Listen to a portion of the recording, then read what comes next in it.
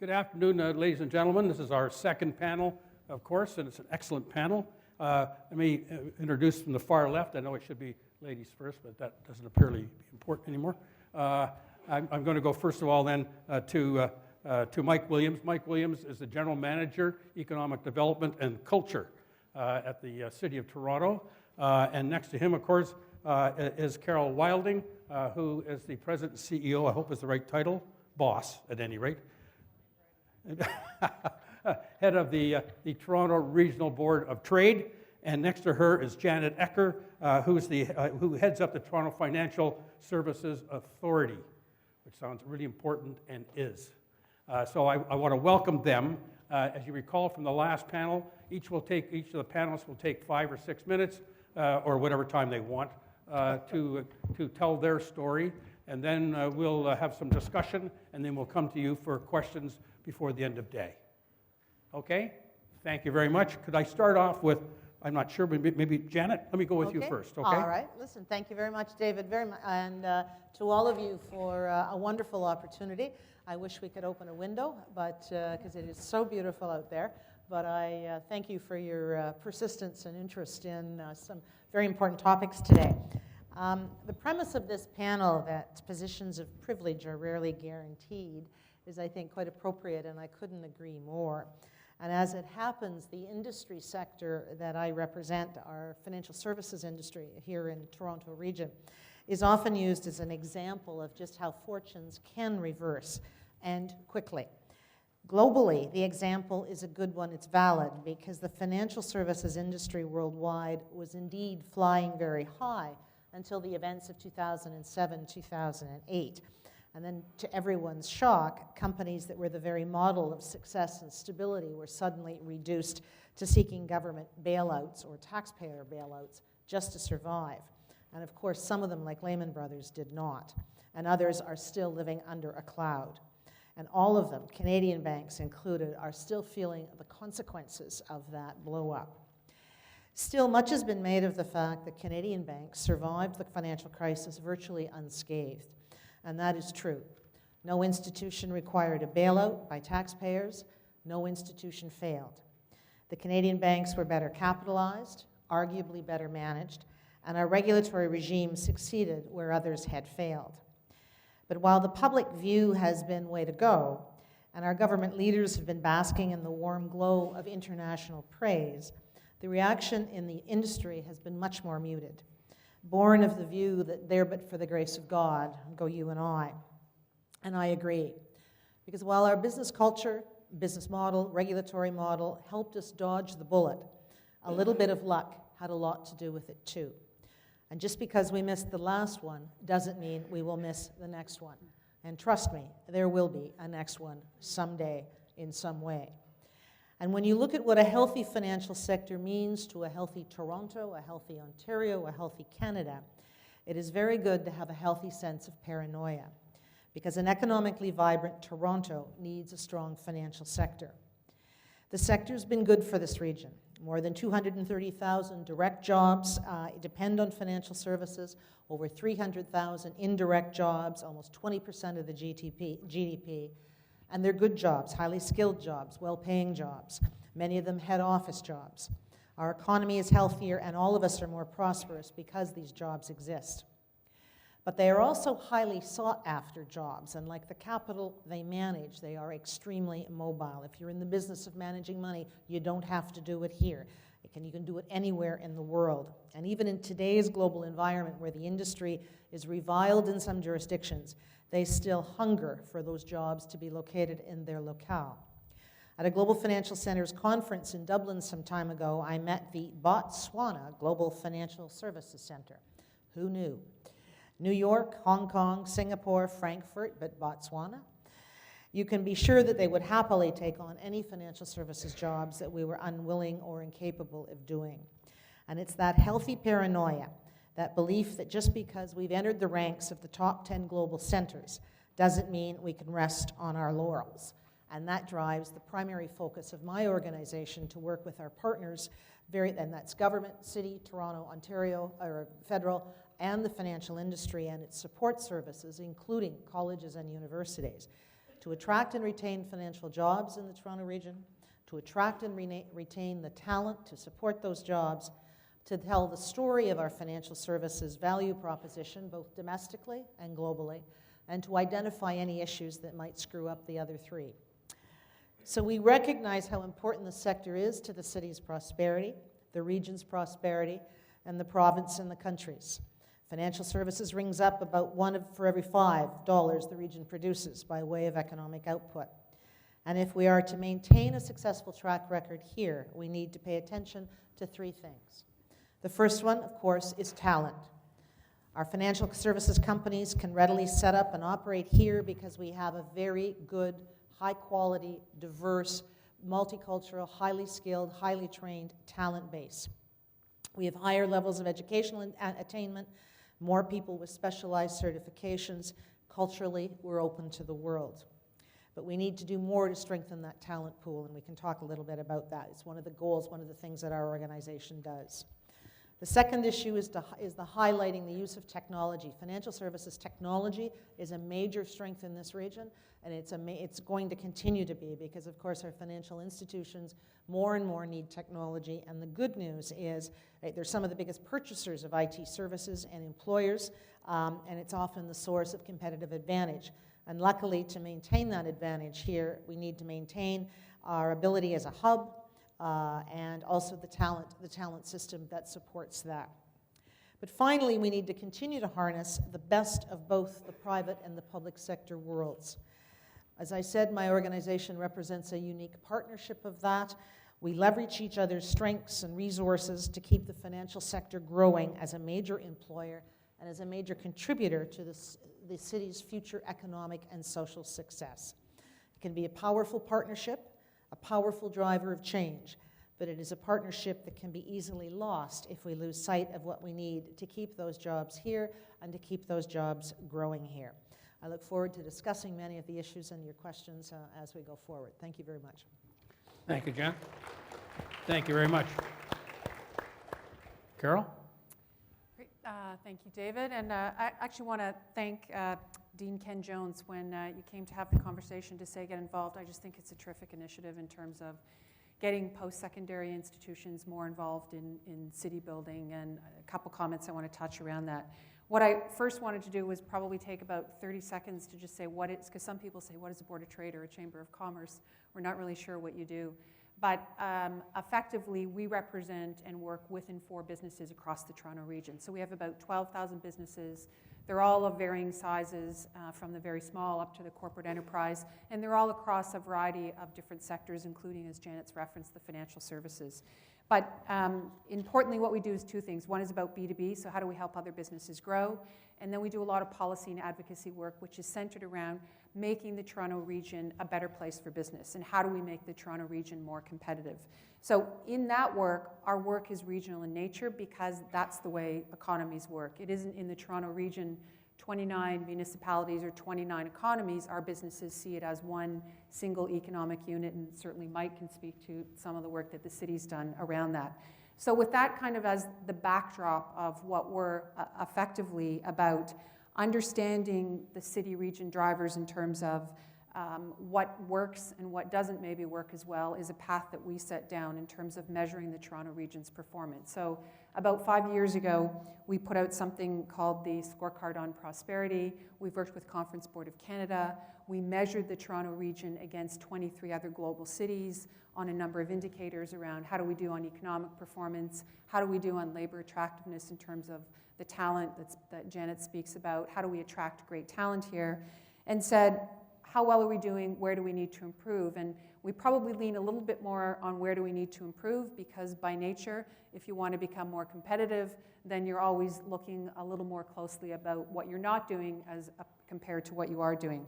So 3 things that I thought were, from that work we've done, relevant to today's discussion. One is no doubt that the Toronto region is a very attractive place to live, to work, to play, to learn. You hear people say that, and I think we all think it's a point of pride for us about the livability of Toronto. But with that said, number 2 is gridlock. I'm sure everybody has a personal story that's probably not a positive experience. We all have some of those, but we have more of the experiences that it's number one, it's our greatest economic disadvantage right now. It's the biggest thing holding us back competitively, and love to talk a bit more about that. And the third is about human capital. It's very strong here in the Toronto region, but we have to do a lot of work to protect and enhance our human capital. So on the labor attractiveness, I think just suffice it to say, we are the most diverse, we are well educated. When I talk to a lot of businesses, what they say is, I want to start my business here, I want to keep my business here. Mike will probably tell you that's his experience. The biggest thing they say, because I want to raise my family here. So even if I have to go somewhere else to access capital to start up a business, this is actually where I want to be. And so that's something that we don't ever want to take for granted. On the transportation front, it is what many people say is the issue of our generation. We need to get it right for the next generation for a whole bunch of reasons, not the least of which is the economics. It's costing our region $6 billion on an annual basis in terms of lost productivity, lost wealth, lost GDP, and we need to find $2 billion a year to build it out. And there's lots more I could talk about there. We've got a campaign, Civic Action, Evergreen, others do. We need you really engaged because ultimately it's the public's decision if we're going to move this forward. On the human capital front, as we move more to being a knowledge-based economy, the quality of our human capital is what's going to distinguish Toronto region from being a low versus a high-performing city region. And so we do well in terms of high-skilled occupations. When we've measured it, we do well on adults with post-secondary education as a couple of examples. But we do less well in terms of attracting skilled immigrants and less well actually on the employment of the female population, in particular in management positions, some recent work that we've done. So obviously post-secondary institutions have a big role to play there around that human capital piece, but I think it goes beyond that.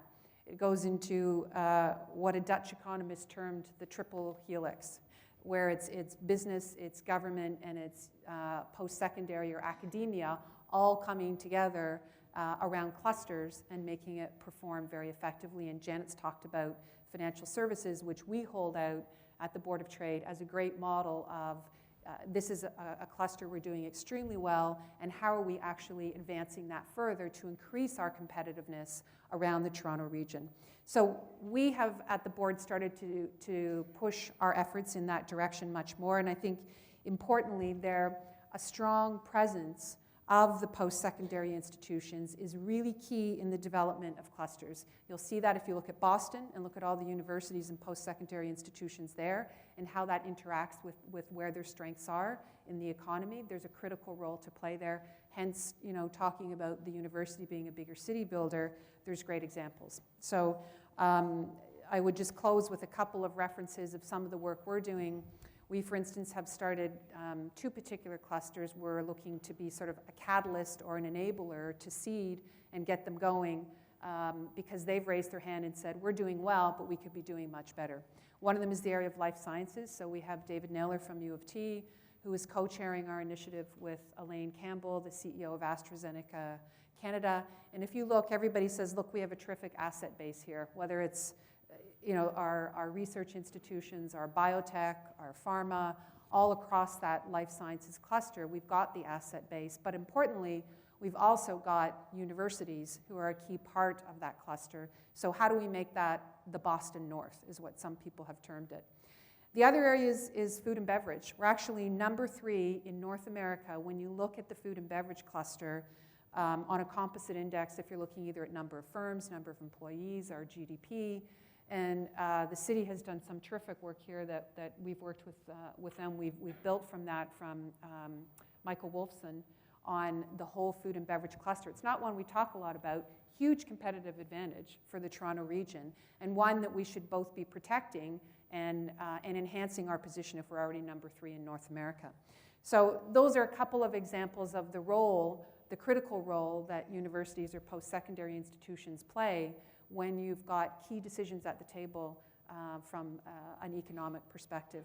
And I would suggest, having spoken with Sheldon Levy quite a bit on a number of initiatives, and as you all know yourself, a terrific entrepreneur, pretty passionate about digital media, and I know you have the digital media zone here that perhaps that might be the next cluster, because he's lobbying us pretty hard to take that one on. So a bit of food for thought, and I'll look forward to a bigger discussion. Thanks very much, Carol. Mike? Well done. So, Your Worship, you ever get sick of being called that? No. No? A couple of personal comments, if I could make before I start. I know Sheldon's not here now, but what he's done and all his colleagues have done in taking this university and while building it, also building the city has been a phenomenal achievement, and I trust that the future administrations will keep up with that initiative. This building is but one of many examples. Also, a recognition to Ken Jones, who a long time ago talked me into giving a course for him, which was one of the stupidest things I ever agreed to do. Since I was trying to do work in a business at the same time, it was tough to juggle, but it's a great experience. I've known Ken for a long time, and what he's done in building this program and before that in geography and the retail center and working with industry at the same time as working with students and his colleagues at the university has been a terrific accomplishment and a great legacy, Ken. Thank you very much. So I want to talk a little bit about what it means to be a 10 to 12 million person region. Okay, so we're not a 2.5 million or 2.8 million city, now the fourth biggest city in North America after LA, Chicago, LA, New York, and Mexico City. But we're part of a huge region, and we need to think as part of a huge region. And that region extends well beyond the GTA to KW and all around the Golden Horseshoe. And I think we need to be in a mindset that says that what is a big region that wants to be a big player in North America have to be and think and fulfill. And that we don't want to just be the biggest city in Ontario or the biggest city in Canada, but we want to be a major, competitively thriving city region for a long time. Carol's talked about transit and transportation and all of that as being a fundamental infrastructure aspect, but that is one element of trying to think. We need to know who our competition is, and it's not Botswana, but it is the Chicagos, the Bostons, the New Yorks, the LAs, the Londons, and about 30 places in China and Southeast Asia that are already bigger than we are. We have to understand where growth and economic vitality comes from. The previous section talked about entrepreneurship and innovation. So that's growing from within, if you will. And so I think we're getting there. We got a long way to go, but we have innovation and entrepreneurship from the very individual who's doing it as a part-time job, right through to massive corporations who lead on the innovation front around the world. We need to make sure that our own community is thriving. And here's one of my worries, that the growth in the economy in the city of Toronto, not just in the region, but the city of Toronto is uneven. And it is getting more uneven. And so we have a downtown that's now thriving. We have 150, 160 tall building cranes, twice as many as any other place in North America. LA's got 8, Chicago's got 5, and we have 160. It says something about how, and most of those are south of Eglinton. Not all, but most are. And when you go out to Etobicoke, Scarborough, and parts of North York, the same economic vitality isn't there. And we need to find the jobs and the economic growth and the innovation and entrepreneurship in those parts of Toronto to make this city continue to be a great and growing city. And if we start to leave sections of our geography behind, it'll be a huge issue for us down the road. So what's the city doing? And I'm going to answer some of the questions that were actually asked in the previous session on some of these bigger picture economic development kinds of things. One is we need targets and goals. We need to have specific growth in assessment so we can afford the extra transit. We need to have more jobs so that the City of Toronto isn't 2% points higher than the region, higher than the national average. We need to compress that, to go back to my comment a few seconds ago. We need to make sure that we are the most cost-competitive big city in North America. We need to drive down our tax load on our businesses. We need to increase assessment, which increase investment in the city in physical buildings, which increases assessment, which makes our fiscal viability at the municipal level more solid. We need to have the business input essentials. We need land for jobs. People want to build condos on every patch of land they can find in downtown. We need places for jobs in the city. We need infrastructure to work, and we've already talked about that. Most importantly, and also being talked about, both Carol and Jen have talked about this, is we need the skill sets. And whether they are training people that are here, that are going into our universities, part of the growth in downtown Toronto is because we have 4 universities and 4 colleges in the City of Toronto. We pull in all these young people, either from the rest of Ontario, rest of Canada, North America, or the world, and many of them choose to stay here, which is fabulous. It's a bit of a problem for them getting jobs, but they all want to live downtown, or many of them want to live downtown. That's partially driving our thriving downtown. But we need people, because in the end, that's what our future economy is all tied to. We need business investment and business formation, and we talked about that in the previous session. But then we need business growth for the businesses that are here already. And we need to help them, whether it's through incubators from a small start to a bigger start, or whether it's growing our sectors. And the Board of Trade is into 2, probably a third from the ICT and IT perspective. But we also have green tech. We focus on fashion and design. We focus on finance, which Janet already talked about. We take a look at this Hispanic, just an ethnic cut, because of the Pan Am Games coming up, and what we can do on a north-south trade perspective to balance some of our trade away from the U.S. Education, I talked about 4 colleges and 4 universities. There are also a lot of private schools in Toronto, post-secondary and post-secondary, if you will. So they're very important, and the ICT sector, the information technology. Valerie talked a lot about one element of that. And we need to build sectors. And my last point is, we can focus on all these strategies and all these targets, but the world sort of goes at its own route and its own pace. So I will tell you right now, one of the fastest growing sectors in Toronto is mobile applications. We are probably the 2nd or 3rd best in the world, and at times maybe the 1st. Nobody targeted mobile applications as a strategic sector from a strategic or tactical perspective. It just happened because of the length of time that Canada's been a strength in telecommunications, but also the engineering strengths of U of T and the other universities here. So that just happened. And we need a lot more of those just happened. We don't need to plan everything, and we don't need to strategize everything. We just need to create a flower bed where all this thing can prosper. I'll turn it back to you, Mr. Thanks, Mike.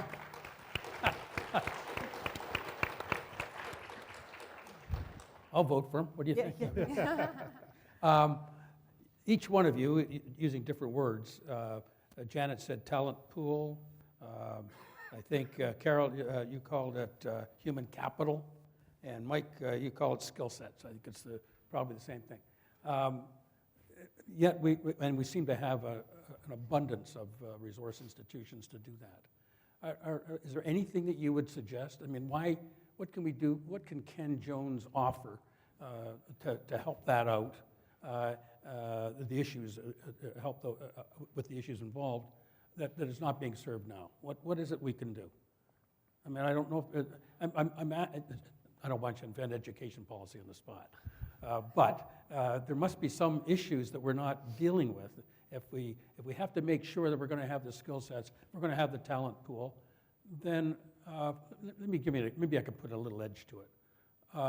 Been my experience, even in the last 5 years, that if I had to find this Toronto School Board and other regional school, but the Toronto School Board the City of Toronto and the Province of Ontario, I wouldn't find them in the same room on most issues, particularly with education. They don't talk to one another. They don't share resources in any significant way. Is that true? Why is, if it's not true, take me on. If it is true, what should we do about it? Well, I'll take a stab at it, let these two, because I agree with you. And a couple of observations. One is we have a lot of programs that I'll call, and this may be disrespectful to those programs because they're very well intentioned, but they are very small and almost tokens. And I think we need to inculcate many of these programs to begin. Here at the city, we have a program called Pay, where we match youth with companies. And we work hard at doing that. But we only have maybe 20, 30 people at any one time in the program. And we should have 20,000 people in that program. Right. And so it's the scaling up of these programs that seems to be the biggest challenge. And I think this kind of event where I look around, there's clearly a mix of communities here. And we need to create a lot more of those informal conversations so that when these programs start, they don't just stop with the first efforts. Yeah, You never ask an ex-education minister an education I know question. that. We could be here all day. I looked at it as I was saying it. Yeah, we could be here all day. But no, let me, I guess one of the first things, and the good thing about Ryerson and the good thing about this school is that you do a lot of really good things that really feed into, for example, my industry, the financial services industry now. But I would say keep doing more of the same. So it's making sure you know what the industry's needs are, and that's changing all the time. That you know where the industry thinks they might be heading so that you're making sure you're producing those skills so that people have the opportunity to walk out and get those jobs. Secondly, you need to make sure that the experience that you give them and work with industries, and again, there's a lot of programs and a lot of good work that's going on in this, but again, we need more, is on apprenticeships, co-ops, job placements, whatever you want to call them. So it's giving people some real world experience. So you need the hands-on experience, you need the theoretical or the philosophical or whatever. You need all of that. And so I think the schools have to try and continue to do that. The third thing, though, and this is more I'll say a K-12 focus, one of the challenges with our schools is that we've got to be clear with them what we want them to do. Because unfortunately, we go to our schools and we try to use our schools to solve all of our social problems too often. And teachers, they're not the social worker. They're trying to be good teachers. And we need to make sure that we've got some clear, if it's improved student achievement, better student outcomes, then let's make sure we're doing that. And there's a lot of social pieces that come to that.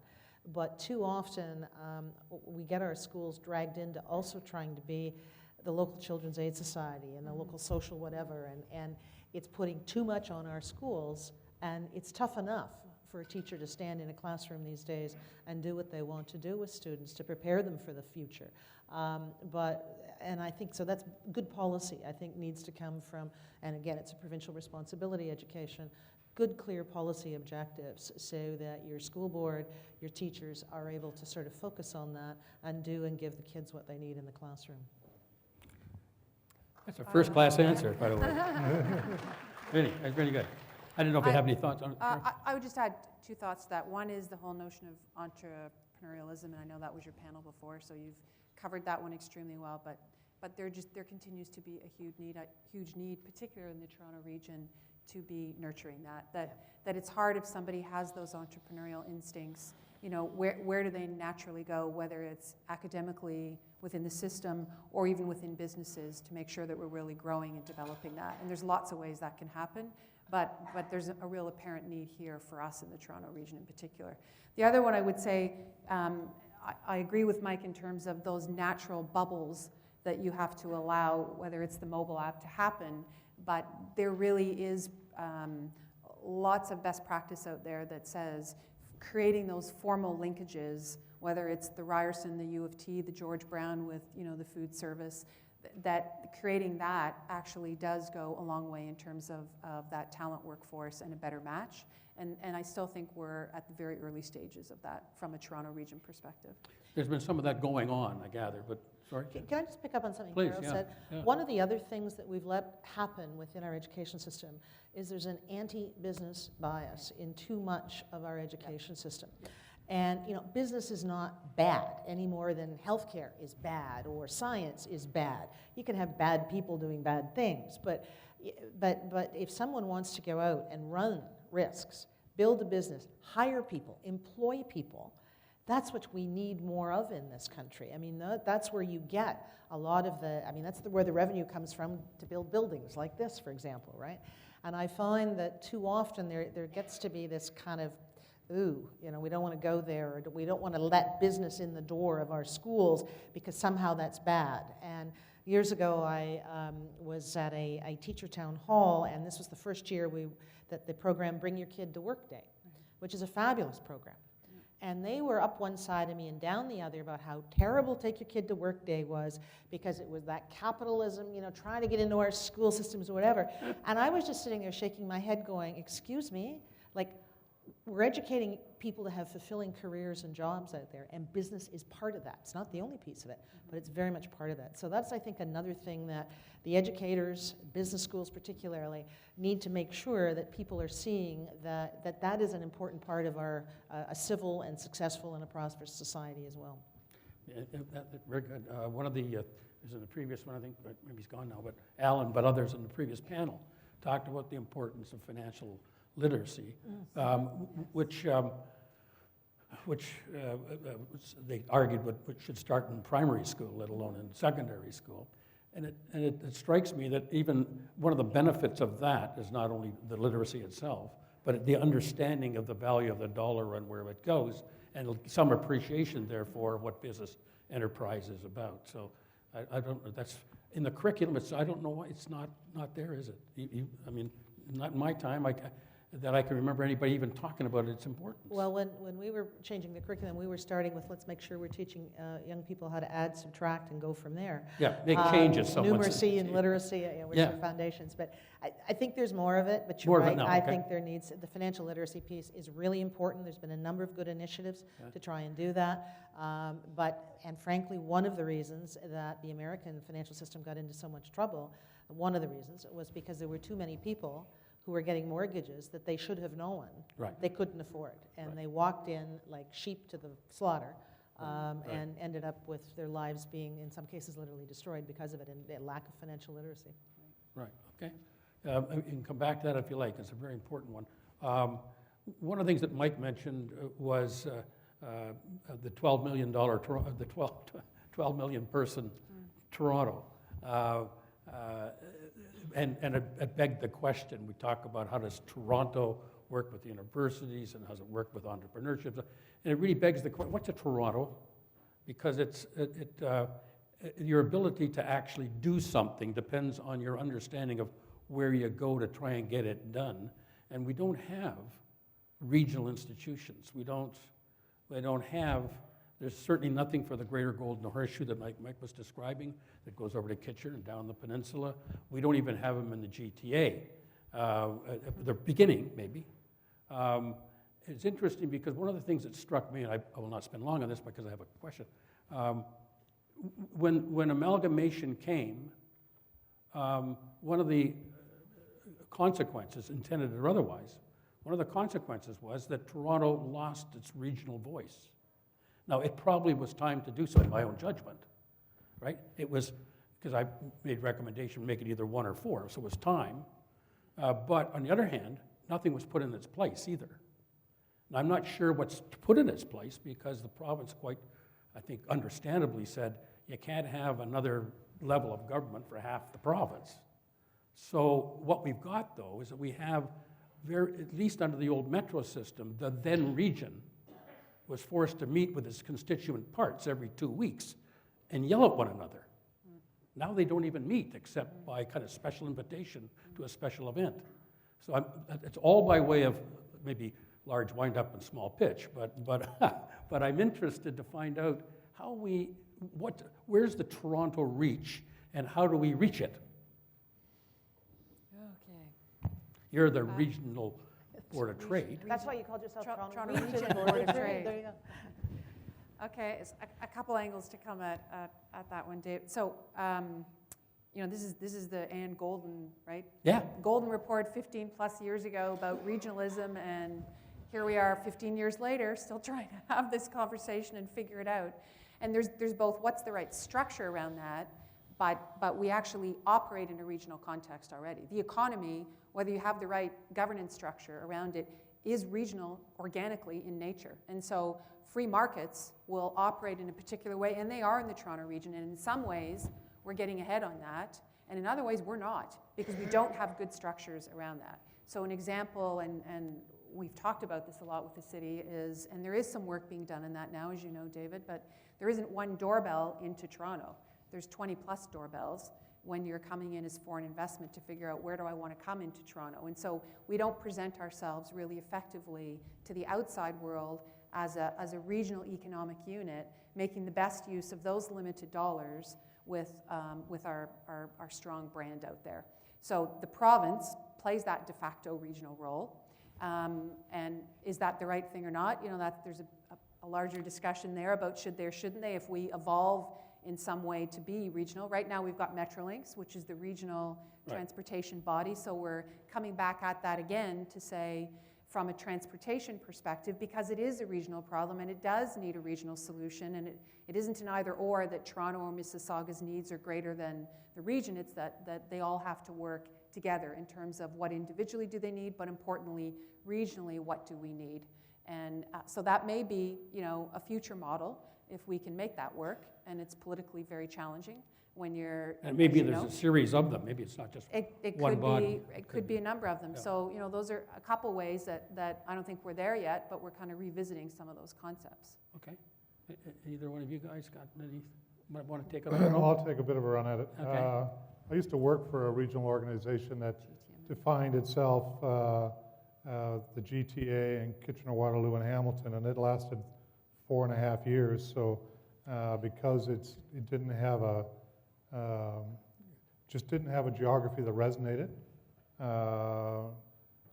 It is, I think, extremely difficult. Carol's alluded to an effort to try to create a bigger, stronger regional attraction agency to try to get investment into the region. We have an agency right now, but it's very underfunded and undersupported, and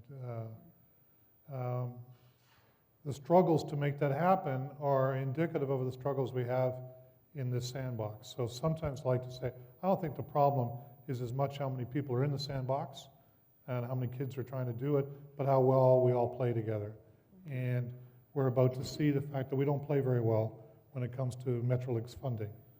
And, the city, and today, for those of you that haven't been following it, City Council took back the issue from the Executive Committee on Metrolinx funding. But I think we're the only significant municipality to say we want to comment on the funding. Everybody else is ducking. And when you see some of the comments by some of the regional or some of the mayors and chairs, there's not unanimity about who should pay, how they should pay, and this is going to be a big struggle. And it's even a struggle to get to people to understand they have to pay, let alone how much and who and how. But by the vast majority of economic activity that goes on in the region is boundary blind. I'm just going to ask, maybe I'm making too much of it. I Maybe, think we all are. okay, that maybe it's not, because people just, they don't really much care about the boundaries unless No. somebody says stop, right? Businesses Yeah. don't. We are an economic unit that goes all the way around Right. the lakes, Okay. whatever. But I think the other thing, though, is that globally, the brand is actually Toronto, Canada. Yeah. And which is something that provinces have fun trying to learn about, but that really is Toronto, Canada. You go to someplace and say, "Hi, I'm from Ontario," and that's a small town in California. But you say you're from Toronto, or Canada, and people get that. So, and it's there is no, it doesn't stop at the Don Valley or Right, whatever. right. What we're trying to do in our organization, and one of the things is, because you're right, there's all this regional structure stuff, and people have responsibilities and mandates and all of that, and we're just trying to say, okay, let's just check all that at the door. We've got a group of people that represent the city, the province, the federal government, Invest Toronto, and GTMA, so there's 5 of us sit around the table. We joke about it being Switzerland, sort of neutral territory, and what we're trying to do is to leverage everybody's resources. And so when a company walks in, whether they come in through Invest Toronto or they just show up on our doorstep or however they get here, that collectively we're trying to give that company what it needs to get them to invest here. And so far, I mean, it's still a work in progress, but so far, we're starting to get some traction.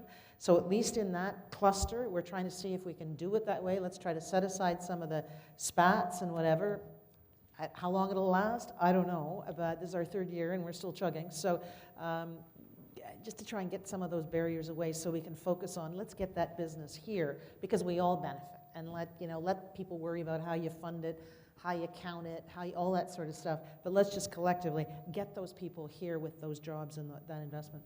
Yeah, okay. The reason I was raising it is because the one common thread throughout Toronto's history and our ability to create whatever culture, whether it's an entrepreneurial culture or not, has been very, very much always in the hand of the province, even if the province was not seen directly.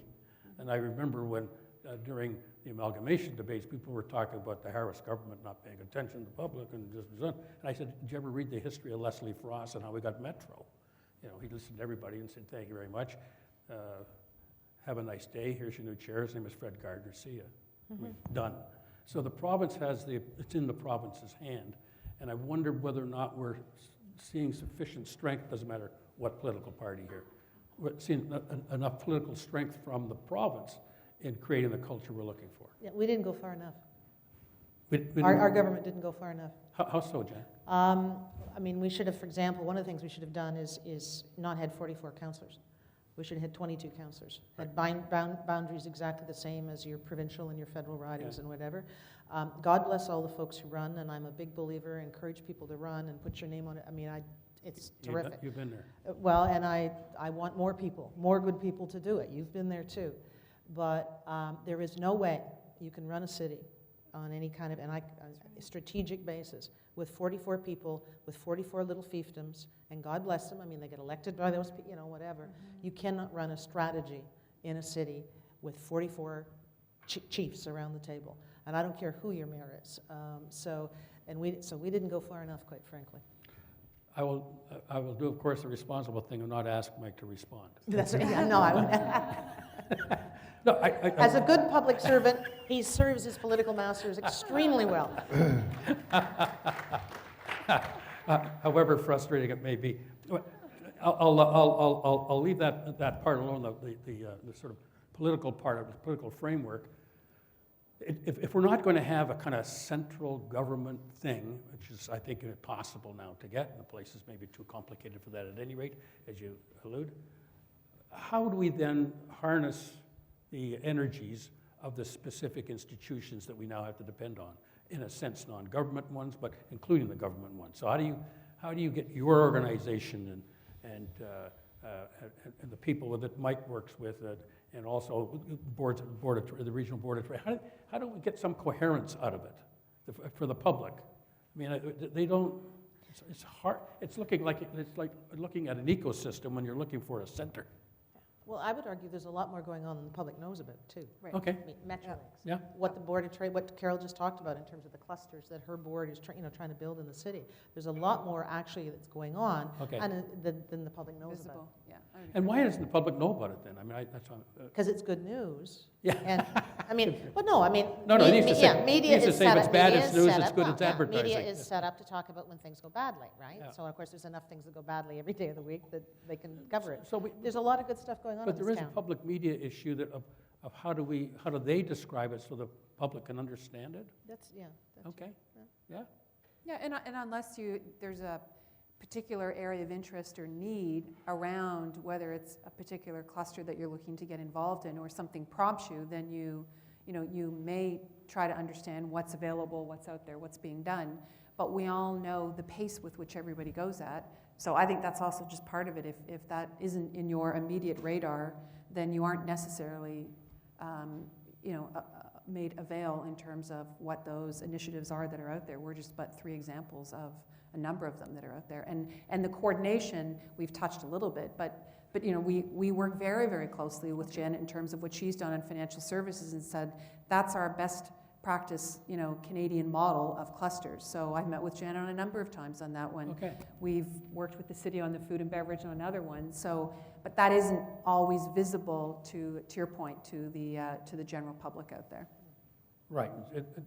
So maybe, well, let me ask you this, and I think it's the final part of it. What you're saying to me, as I hear it, is that the lack of structural coherence in our political system, right, is not inhibiting the growth of an entrepreneurial culture. I wouldn't say that. You wouldn't go that far. No. Well, that's what I'm trying to get to. What are we missing, Jan? Come on, you're good. Oh, gosh. That's a good question, David, and I think we're all, one of the reasons that the city has so many wonderful initiatives like Civic Action and Luminato and all of those sort of things that have, because they're citizens stepping into what they're feeling and seeing as a void in the city. Right. But that's not a bad thing. That's a really, really good thing that we've got citizens in this town that are prepared to put themselves on the line in terms of time, money, or whatever to make good things happen in the city. So that's a really, really good thing. But I also think 2 things. We don't have enough good people going into politics. I think we need more people who've had good experiences, diversity of experience, life experience. They've run things, they've made tough decisions. They need to go into politics. And secondly, we the voters need to pay more attention to the political leaders that we're electing.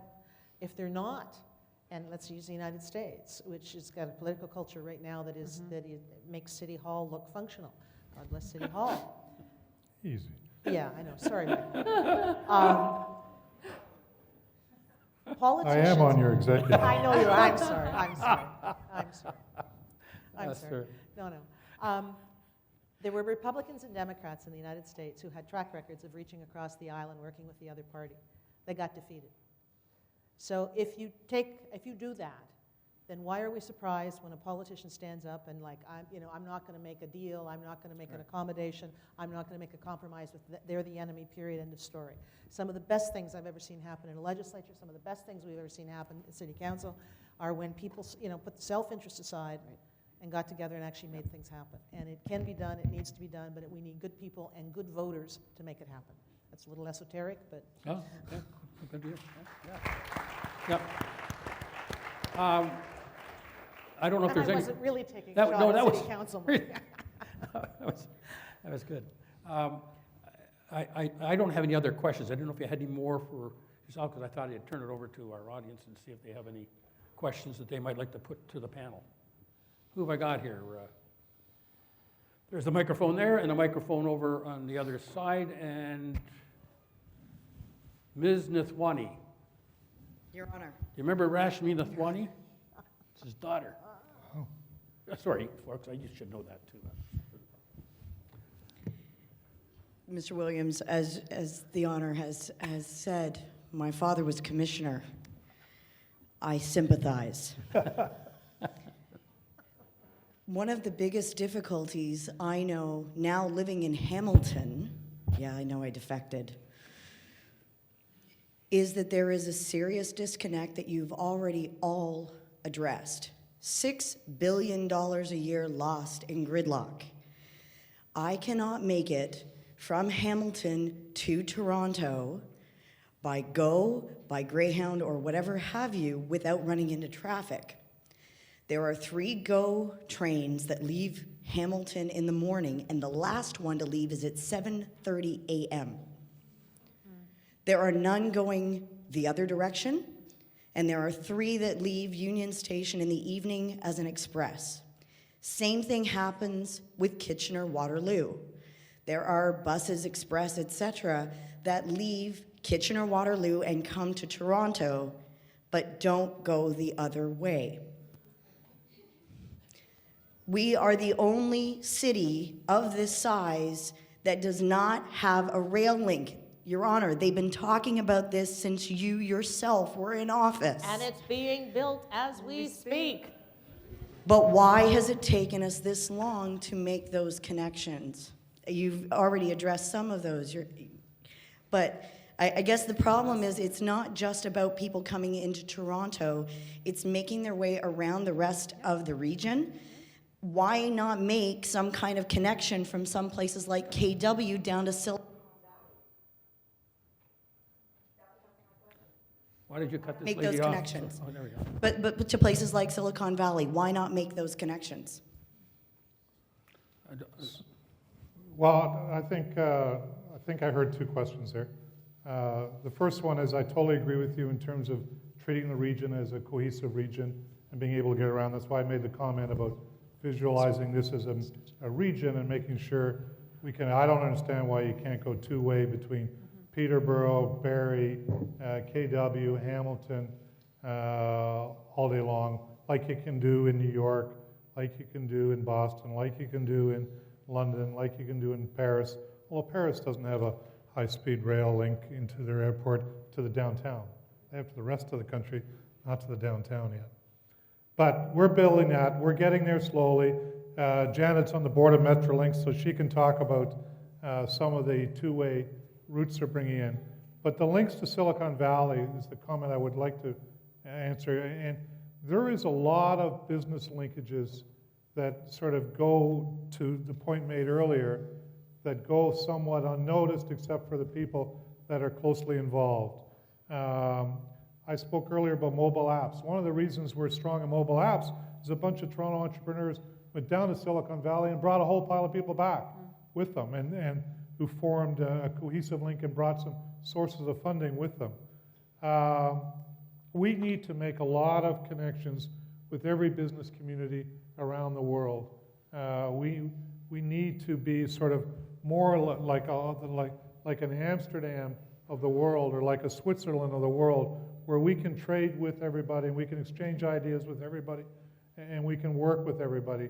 Our universities are probably leading the way in many of these ways, both from their recruitment of students, but also in their interchange programs. You know, many universities here in Toronto have great programs in Israel, for instance. So there are two-way programs. So a lot of that's going on. To Alan Broadbent's comment earlier, the challenge is in trying to connect people into those existing networks and trying to make sure that people know they're there. And any one of us are more than happy to help facilitate getting into those networks, because once you know of them, once you show that you can be a contribution to them, then you can take advantage of that multiplicative power of those networks. Okay. Thank you very much. Yes, sir. So when this presentation started, the president, he talked about New York being one of the leading innovators in the world in terms of engaging the whole community in trying to build a better future. And what I've, through my work, noticed in what's, I think, wrong with our city is that we almost give, politicians are mistrusting of a kind of analytical approach to governance.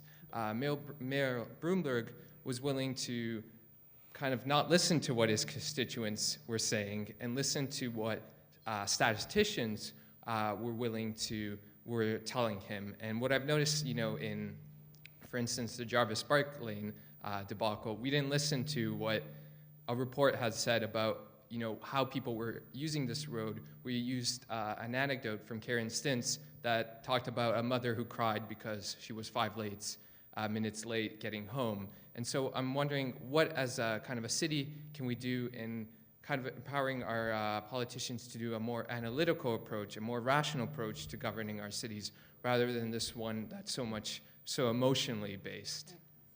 Great question. Well, first of all, it helps if you're a multi-billionaire to be able to do that. That's right. Many of the innovative programs that Mayor Bloomberg brought in, he backed with his own money. Yep. People have to understand that he was willing to do that and spend huge amounts of money. He proved things, and then he brought in city money in addition to that.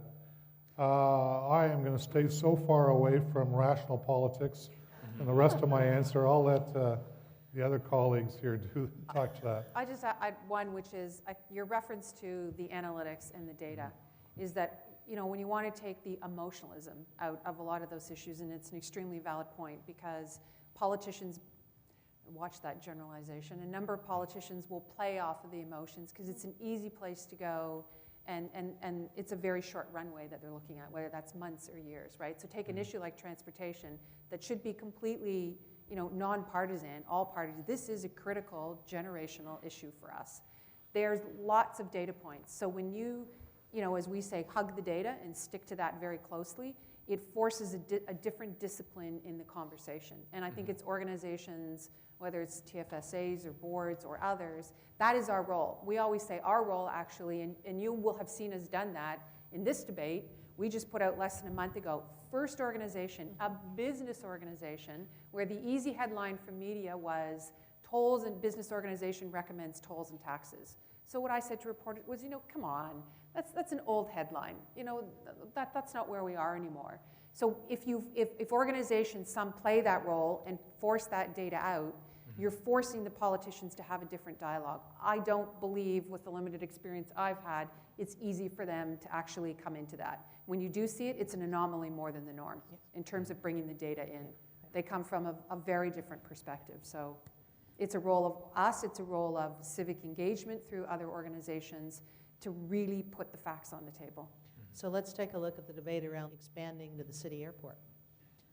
And you watch this, how this is unfolding, and that'll tell you a lot about the future of this city. It is an important business support. It is generating jobs, and people financial services, New York, Toronto, there are jobs and economic things happening in this city because of that ease of doing business back and forth. And let's see how that debate goes. We've had people, they haven't done a study yet. So there's all kinds of facts and legitimate questions about noise, about environment, all kinds of things. And we've seen everybody run to the ramparts. And I love the thing about we're filling in Lake Ontario. We're going to fill in Lake Ontario. 100 and some feet with, anyway, obviously, but we're going to fill it in, right? So there's a real fact-based start to the debate. So if this city wants to get out of the problems that we have, it means we have to be prepared for adult conversations on a whole bunch of issues and make decisions based on what is the research and the data saying.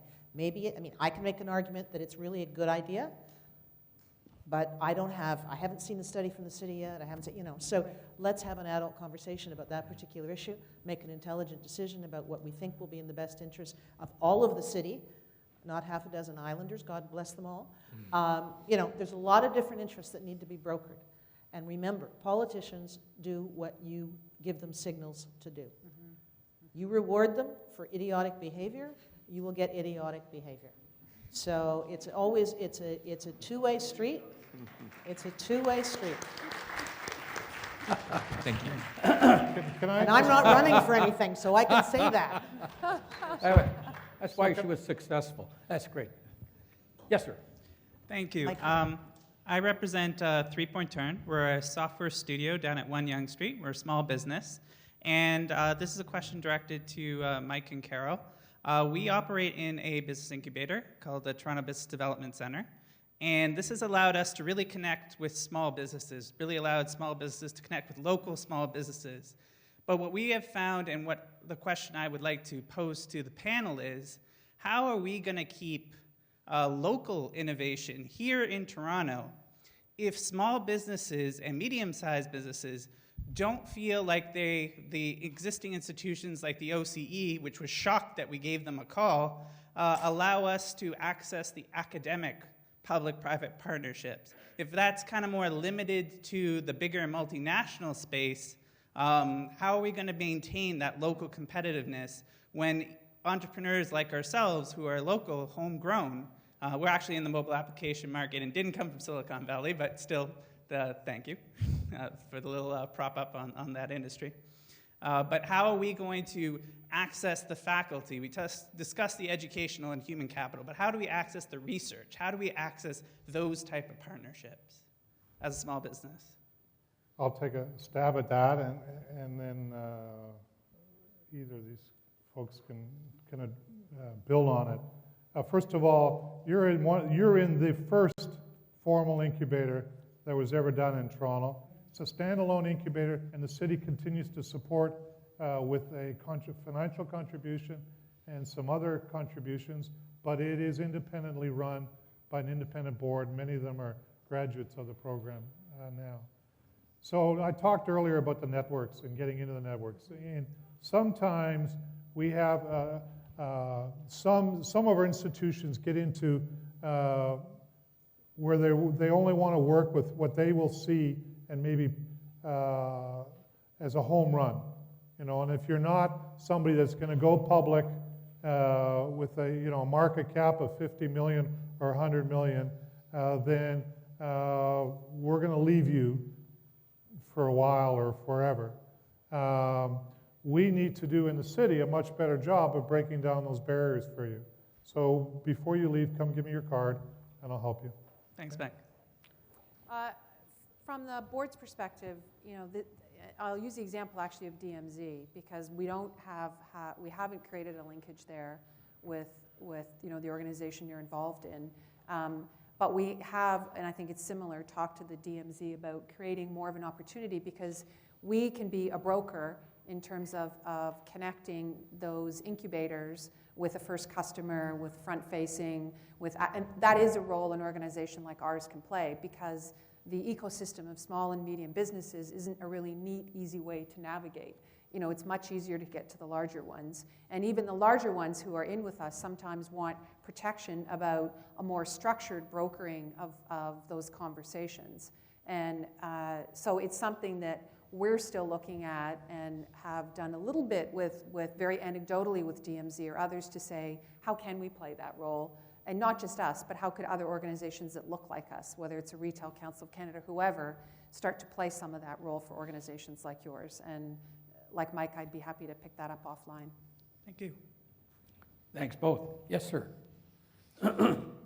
Yes, I sensed that there was a lot of frustration in the room about a number of issues, and I had some good stories, but I'm not going to go with all of them. But my name's Murray, and I'm an advisor at the Digital Media Zone. And it was a great session earlier today. So there's a lot going on in Toronto that people might not be aware of. Digital Media Zone, I'm Mars constantly. I involved with the Center for Social Innovation. There are a huge number of incubators. We had a meeting of 600 mobile developers last Monday. And there's a huge group of people meeting all the time, entrepreneurs in this city. And I think it's a great story. And I would challenge everyone to become more involved. OCE has a huge show coming up at the end of May, and the city is supporting that. And I'd invite everybody to attend that event. And I challenge everyone in the room and the panel to join us to see what's really happening in innovation in Ontario, a lot which is happening in Toronto. Thank you. Thank you very much. Yes, ma'am. Thanks for talking about the bigger economic environment. Like Carl mentioned, the triple helix, the interactions between government, industry, and the university. And actually, there's some researchers promoting the quadruple helix as well, adding public sector like nonprofit organizations and other part of civil society. So my question is, from your own organizations, how do you feel the interactions between your organization and university is really changing, and how is it changing at this revolutionary area, and especially when university the entrepreneurship education and the university incubators are growing so fast. So could you feel the impact from university incubator or just the university at this time? Thank you very much. Well, our organization benefits a lot from the relationship with the colleges and universities. I mean, they are part of our team, if I could put it that way. And we have something we call the Center of Excellence in Financial Services Education, and which we have established in partnership with the city, the province, the industry, the federal government in our organization. And it is all about making sure that we're identifying the talent needs that the industry has, what are those skill gaps, and we're making sure that the schools, get that information in a way that they can adapt to it. We're trying to attract best and brightest into the financial services industry, and we're also trying to leverage those relationships when we're trying to attract new businesses and new jobs here. So that is a critical relationship, the colleges and the universities, in terms of what we're trying to do in our organization. So it's an important, and we benefit very much from the quality of, Mike mentioned earlier, from the quality of the schools that are in this Toronto region area. I would just say from our perspective, we've done it with, it's probably more recent for us on I'd say the last 3 or 4 years or 5 years, where we've done it in a couple ways, programmatically around the clusters that I've described. We have a very strong presence of post-secondary institutions in those discussions for the very reasons of they're just a critical part of making the economics work around that.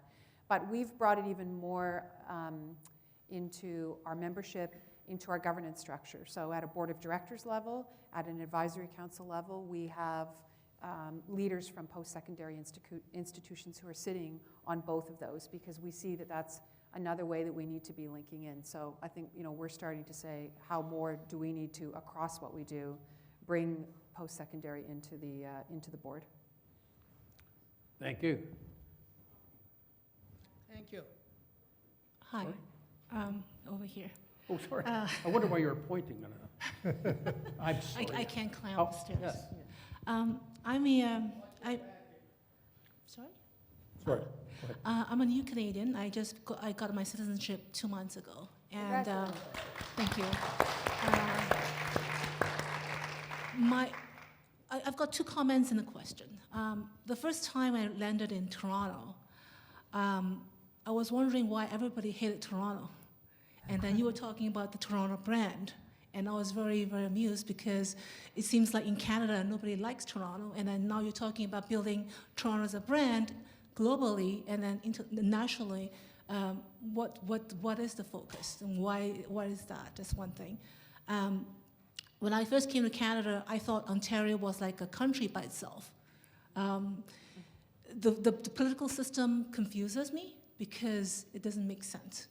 I know the history of how it's created, but it doesn't make sense, because you have the biggest city in Ontario being controlled by the province, and all the money that Torontonians make goes to everybody else, but not to the city.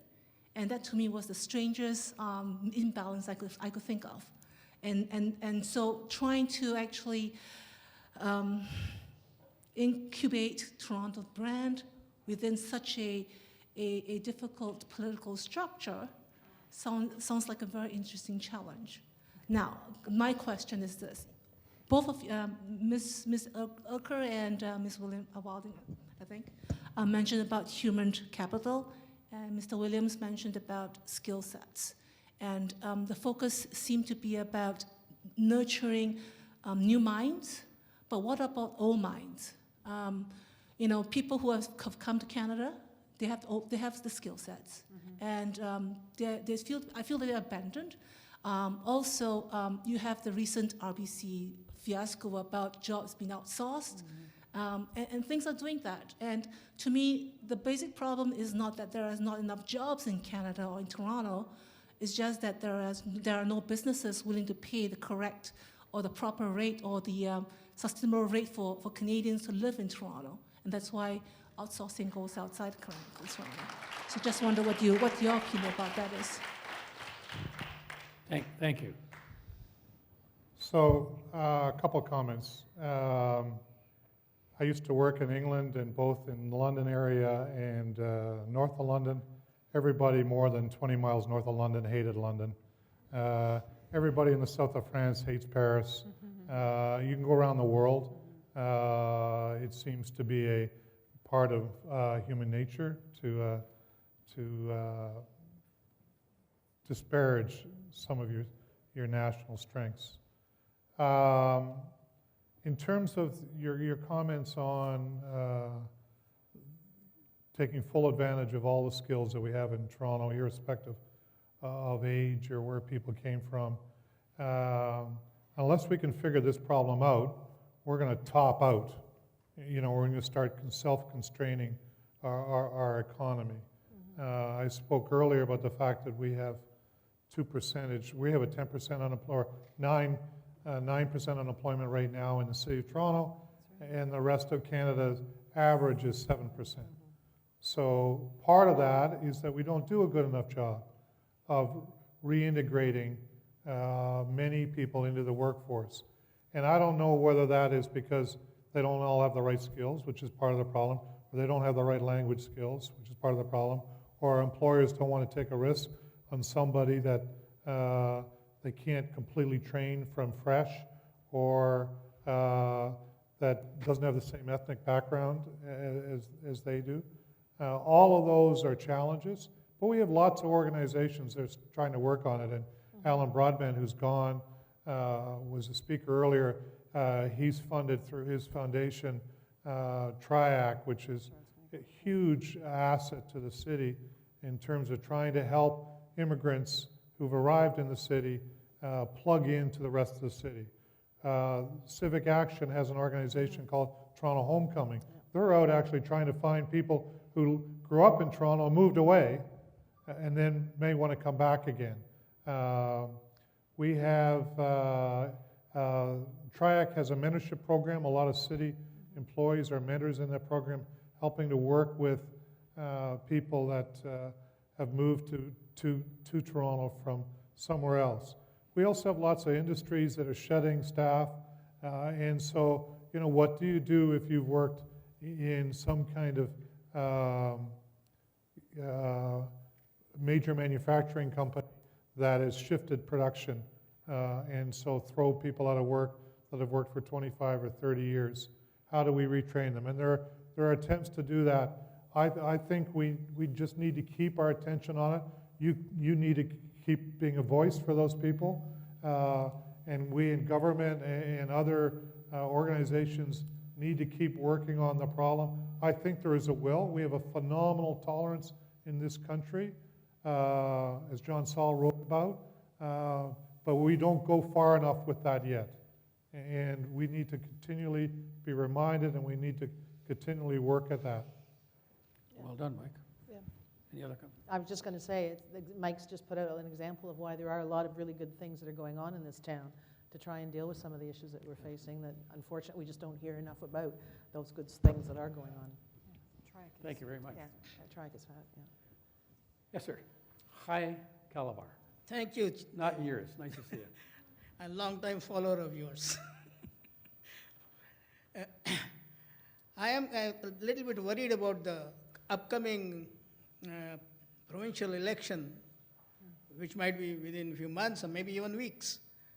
Because last time we had some 20 years ago, we had an election like that, and we got a revolution, and the holes that were dug up on Eglinton were filled up. What guarantee is there that the new government that we might get will not fill up the holes that we are having now? I mean, that's something, I don't want Ontario to repeat its, in my opinion, a mistake. But I think it seems that's a question to consider, and since there might be an election, we might be, I would like to hear your comments. And the second question I would like to ask, of course, is we are having this, I have attended many of these transportation seminars, and I'm surprised. Really I'm surprised.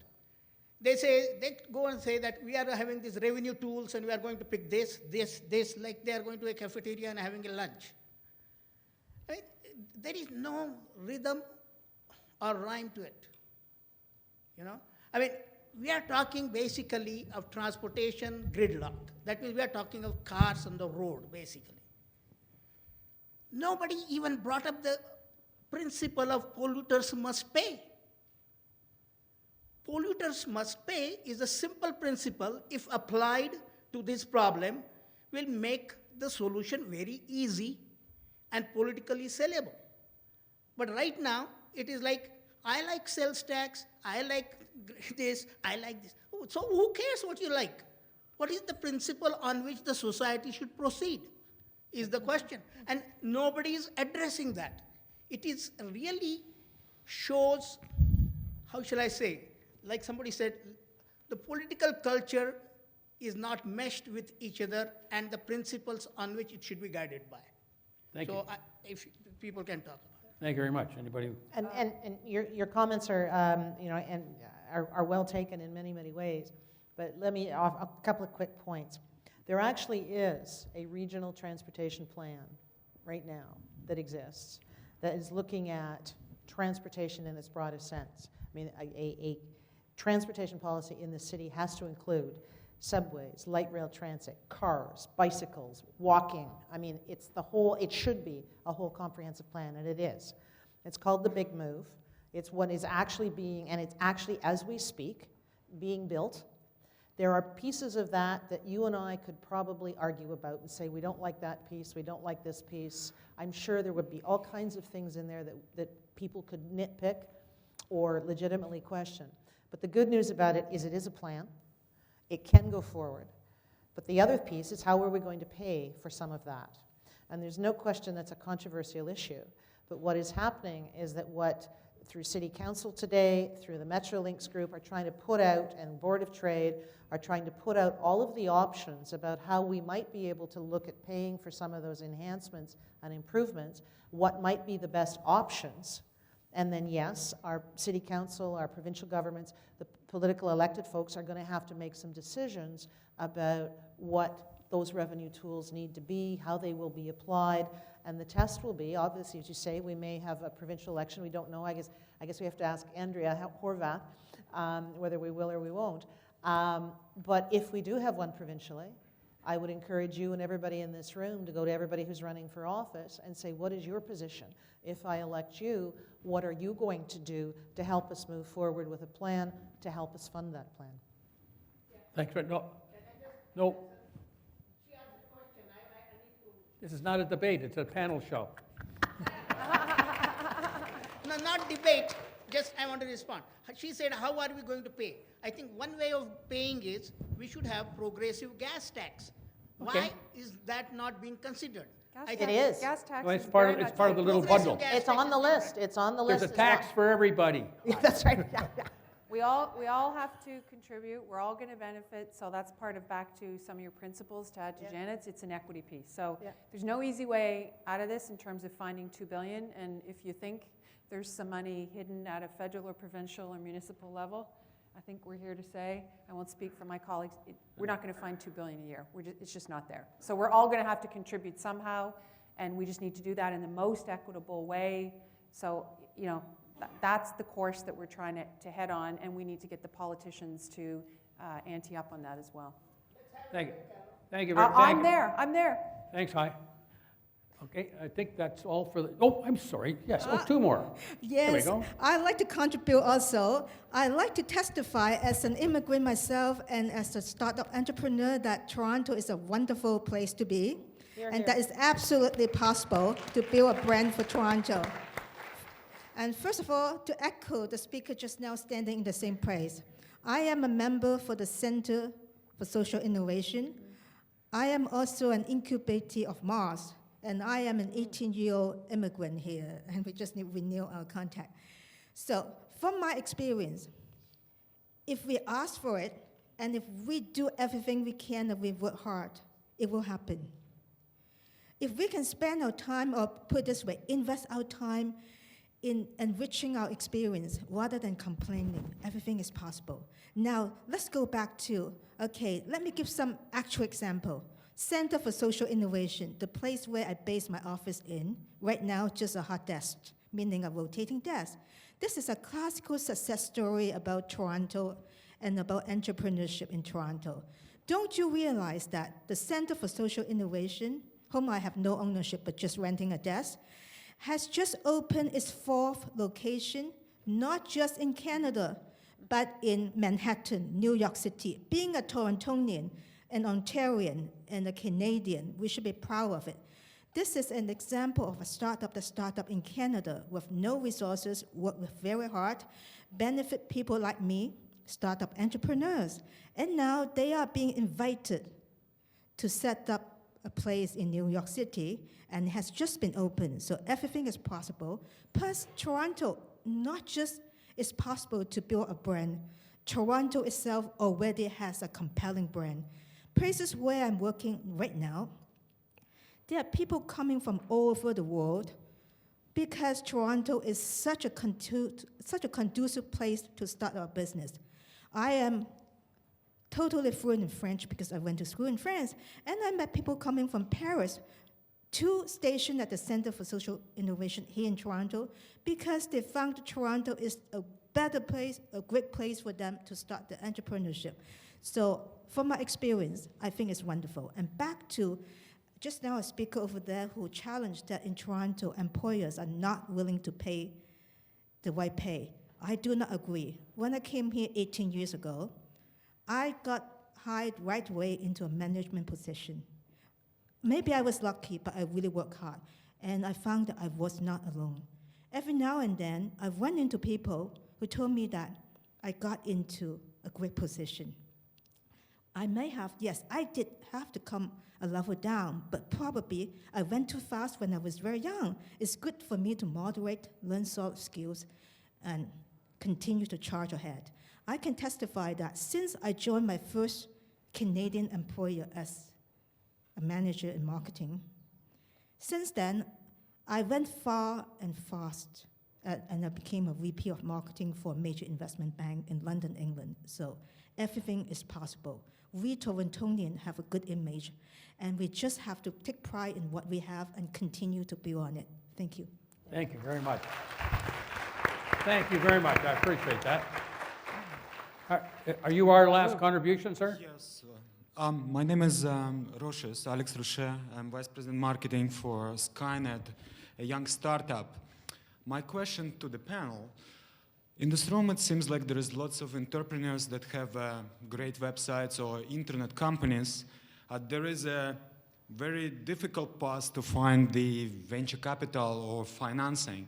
What's your suggestion to younger generation? How we can bridge the business with funding from the government of Canada or from other sources like Mars? How does it work? Okay, thank you. Anybody want to make a contribution here? You can start. Sure. So this is called the Valley of Death by a lot of people in the venture capital business, where you exhaust your own money and your family's money, and you still need a lot of money to proceed, and yet you don't have the wherewithal to borrow money because you don't have, so you can't go to a bank, and for whatever reason, there doesn't seem to be enough venture capital around. And this is a very significant challenge for those of us in Canada or anywhere other than being in Silicon Valley or in Massachusetts. So anywhere else in the U.S., you also have the same problem. It's a question of trying to build it up, to work harder, to knock on doors. So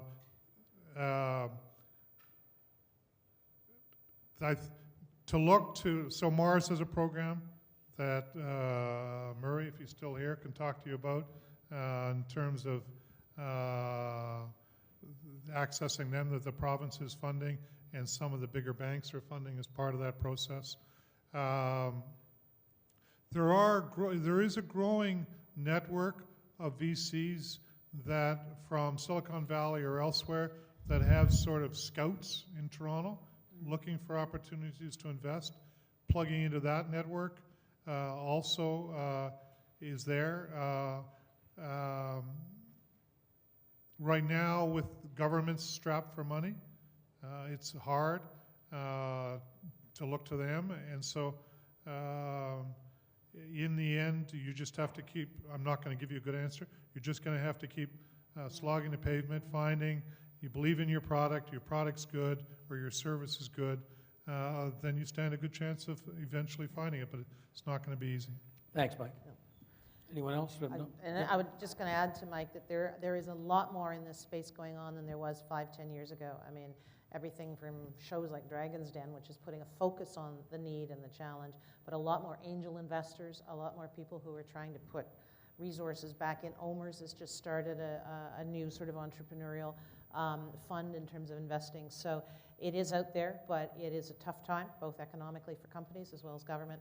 And yeah, you've got to work hard at it, as I suspect you probably are, to make your company a success and to get that financing and investing. Thanks very much and good luck. Well, can I give you maybe an example?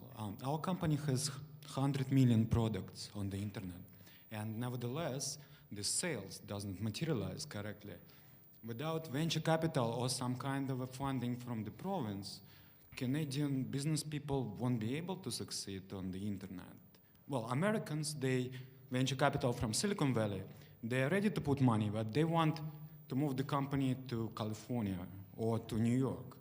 But if we want to be Canadian and run our business with our Canadian friends, then how do we finance those companies? I bet you if you get both Carol and Mike's business cards, they'll probably be able to connect you to some people who can connect you to some people who can connect you to some people. And, but that's what you do. It's the networking. That's exactly what you do to get you the advice and the support that you need to try and solve those problems. Thanks very much. Let me thank the panel. How do you thank the panel? Thanks, Blake. Thanks very much, folks. We're now going to have, oh, here's Ken here. Yeah, I'd like to thank the panel as well. I mean, I went out and I asked 7 people if they'd contribute their time today. Not one said no, so it comments on their willingness to give back and get engaged in this particular enterprise. I'd like to thank the Honourable David Crombie as well, who's never said no to me ever. And David, thank you for being you. And in the city today, there's a group of, I think, 60 universities talking about entrepreneurship. They're the best teams from the best universities across the country. The group that they're working with is called Enactus, Entrepreneurs, Action, and Us, I believe. It used to be called SIFE. I've asked the Ryerson team to come, the Ted Rogers team to come, to show you what they're doing and what they've done over the last year. And I think you'll be impressed. They're the Ontario champions in 4 separate categories. Rather than partying tonight, I've asked them to come here. They're not very happy with me.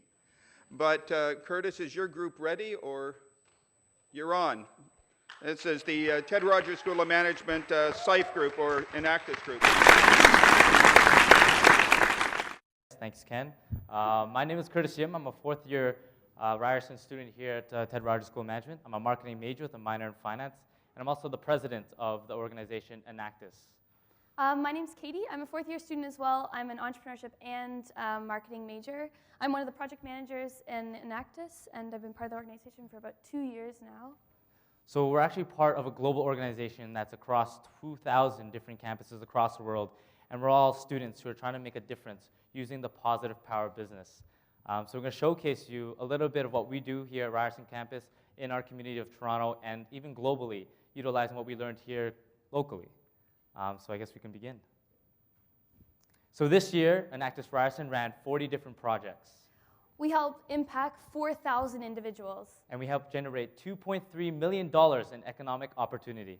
Through the initiatives that we started, we increased the quality of life. And we actually raised the standard of living. For every diverse audience that we've worked with. So our tagline is Enactus Ryerson is turning ideas into reality. We're a team of over 100 members. We all come from different cultures, we practice different religions, and we speak different languages. But we're united by this one common goal, to turn ideas into reality. Our mission here specifically at Ryerson is twofold. One is to use the positive power of business to impact communities and make positive change. Whereas the second is to ensure that our members, or students, are getting the hands-on experience to achieve personal and professional success. Over the last 7 years, we've created 3 programs which are the core to our organization. With these programs, we're able to develop different initiatives that hit the triple bottom line: people, profit, and planet. We have our Start Smart program, which teaches financial literacy to multiple institutions here locally and globally. We have our Start Me Up program, which is very savvy and focused on helping aspiring entrepreneurs turn their ideas into reality. And then how we can help reduce our carbon footprint in our community through RU Green. But today, we'll just focus on our Start Me Up program and how we impacted our local community as well as globally.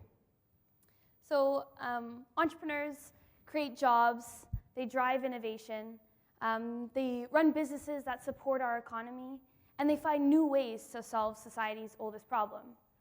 So to empower entrepreneurs, we created our Start Me Up program.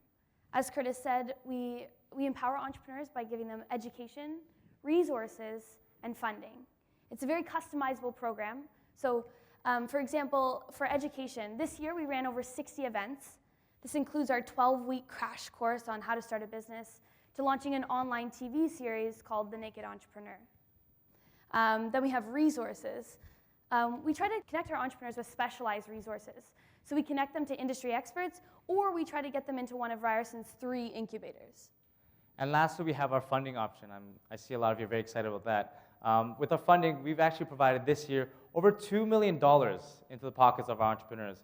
And we've done this through our business plan competitions, where we provided over $50,000 to 2 entrepreneurs in our Ryerson ecosystem, as well as invested over $2 million from our very own Ryerson Angel Investment Network, which has 45 different angels. So today, I think we want to showcase to you one very unique sample of how we use entrepreneurship in a positive way. Jordan's definitely a very unique case, but he's one of the entrepreneurs that we helped. Jordan's 11 years old, and he's living with autism. He experienced slow development, so he couldn't speak a single word until the age of 5. But while trying to connect with Jordan, one of our members discovered his love for science. Now, combining this passion and the potential of the online world, we helped Jordan create Dr. Mad Science, a YouTube video series of simple science experiments.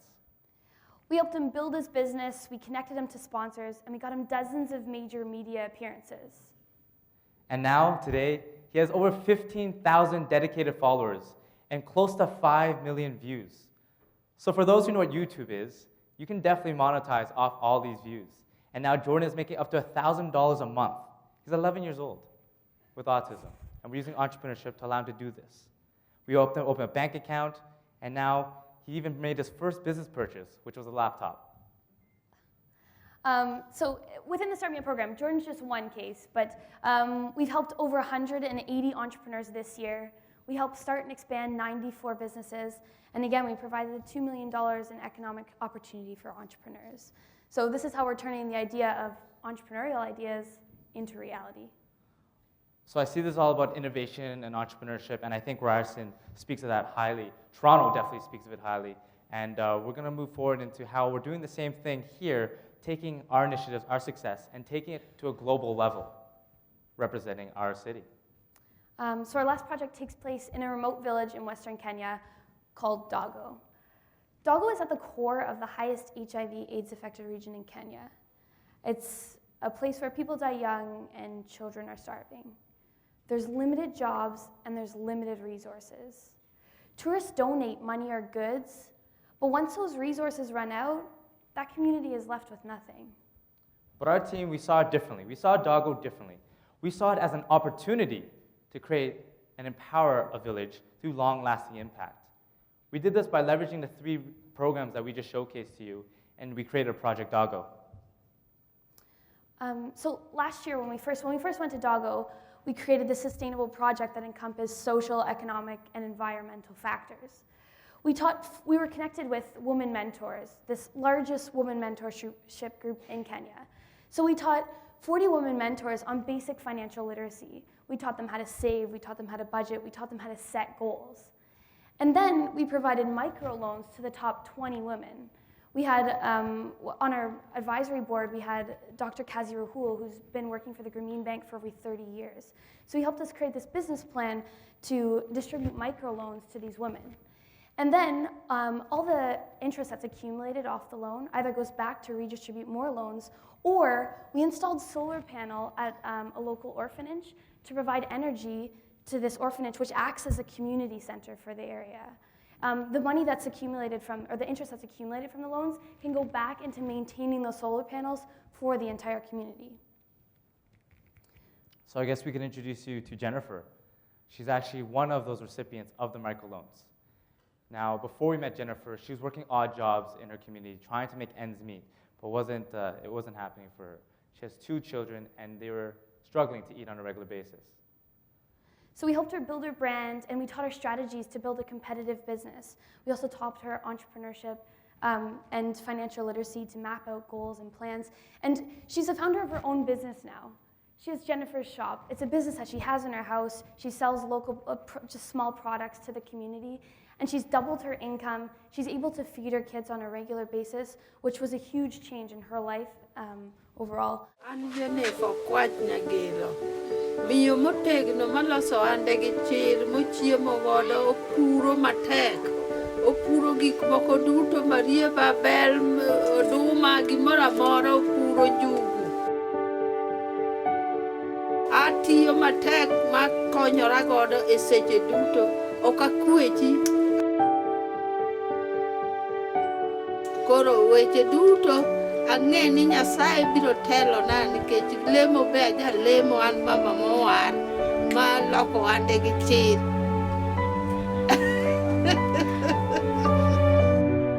So as you can see, the impact is pretty great in Dago. We're blown away by the success that we've had in the community.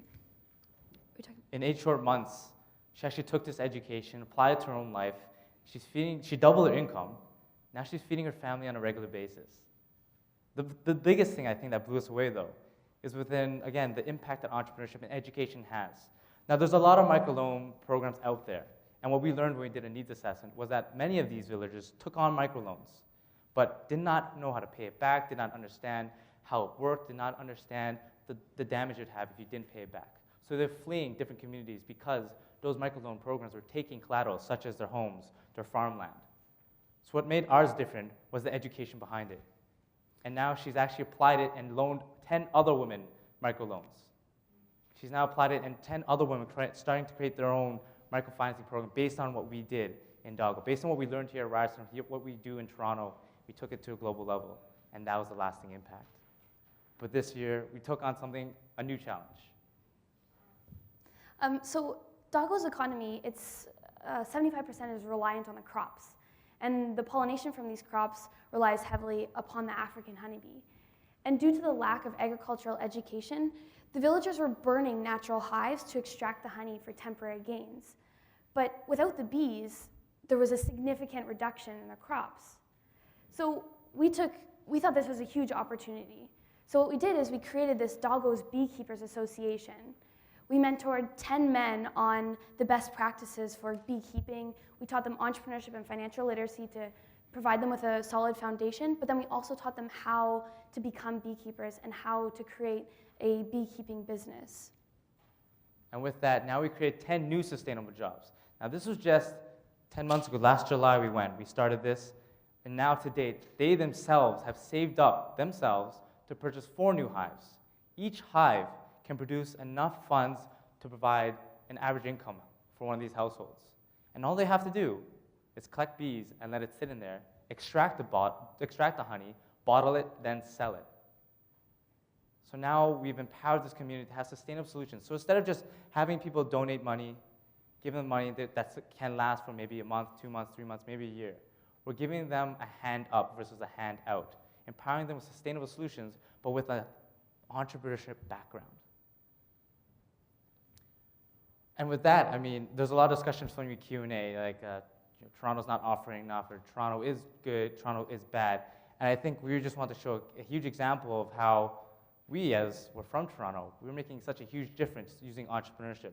And as students, I mean, I think that's the key thing, that we're able to do this, and that now we're applying what we're learning at school and seeing how we do it in the real world, and making this change now. Entrepreneurship has been a huge aspect of my life. I said I was a marketing major, minor in finance, but if it wasn't for this organization to teach me entrepreneurship and having the foundation at Ryerson, or having the incubators in Toronto and having all these entrepreneurs being uplifted here in Toronto, I would not, change my mindset. I don't want to graduate looking for a job. I want to graduate creating jobs. And we're stopping you from ending your day, and I think that's what we want to touch upon. Entrepreneurship innovation in Toronto is lively. And thank you for listening. Thank you for having us share our story.